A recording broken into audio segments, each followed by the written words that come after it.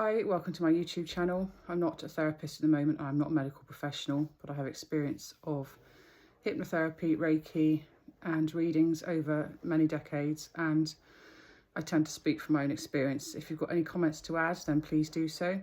This video is about habits that are draining our energy, and I still do some of these, but I'm trying to stop doing them.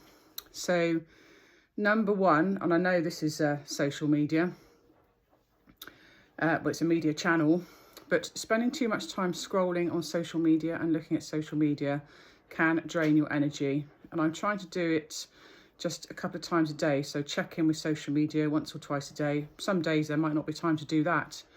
But if you find yourself checking social media, scrolling more than once or twice a day, then it may be too much. And obviously you can gauge how much is too much, but that can actually drain your energy because it takes time. Sometimes we can, not necessarily consciously, but subconsciously draw conclusions about what we're doing and what we're saying and how we're living with other people. And that can make us feel pressurized, actually. So social media, you may need to limit it, but obviously you're the judge of how much you think you need to be on there. And of course you don't need to be on there at all. So it's a case of knowing how much time is too much, because if it is too much, then it can drain your energy. Number two is replaying conversations in your head and rehearsing conversations in your head, conversations that you might actually never have with the other person. So I've been doing this all my life and I'm trying to stop doing it. And I've stopped doing it to a large extent, but I'm still working on it because I'm totally honest. And the things I talk about, I tend to struggle with myself, but I'm getting there. So number two is replaying conversations.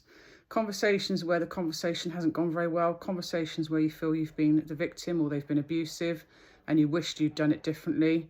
Conversations in which maybe you've lost emotional control and you wish you'd done it differently.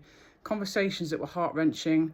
Any type of conversation that you wanted to do differently.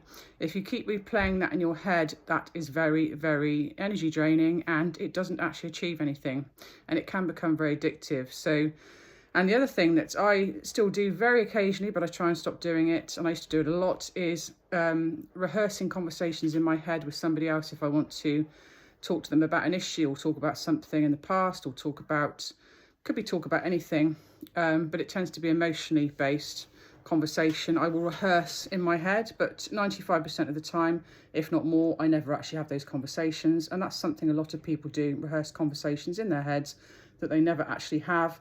And surprise, surprise, that's actually really energy draining and doesn't achieve anything whatsoever. And it can be quite addictive. So that was number two, rehearsing and replaying conversations, not necessary and very energy draining. And I'm coming on to number three, critical self-talk, very, very draining. You're doing the best you can at any time. You are the best version of yourself at any time. Don't be too hard on yourself. Everybody moves through life at different paces. There's always room for improvement, but you're not just here to be somebody that just self-improve. It's good to do self-improvement. It's good to learn things. It's good to do all that kind of thing. But we're not just here to self-improve. We are souls, in my opinion, in a human body. And, I would say we're perfect as we are. Most people, if not all people, are perfect as they are, and they're successful in their own way.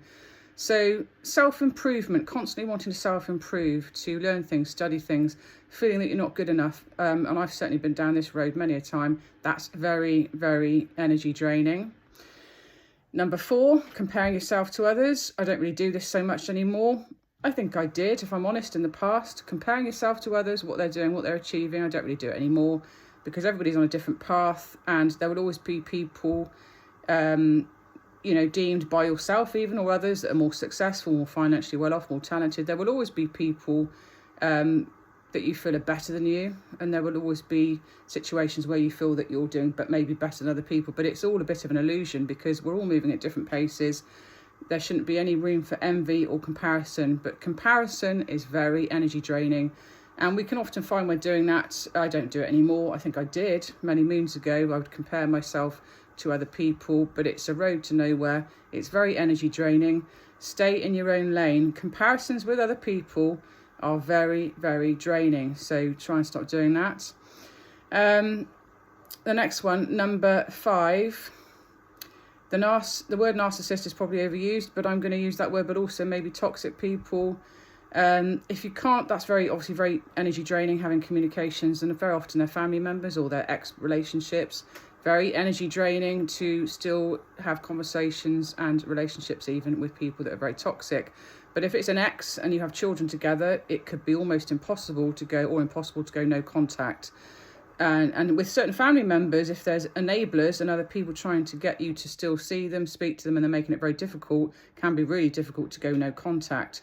So if you can't go no contact with toxic people, then I'm probably stating the obvious, but it's a case of not giving them too much information and really lessening that amount of contact, and maybe even deactivating apps like WhatsApp or not answering your phone immediately. Taking longer time to respond to toxic people. Toxic people will probably raise your anxiety levels and make you feel like you need to jump to their attention if they're very, very manipulative, but you don't. You don't need to jump to attention to anybody. So limit contact if you can't go no contact, and delay your response time. Number 6, clutter, and I'm definitely working on this at the moment. Clutter in your house will make your mind feel cluttered potentially and could be very energy draining. So decluttering is a really, really good way to free up some mental space and stop you feeling so drained. Until next time.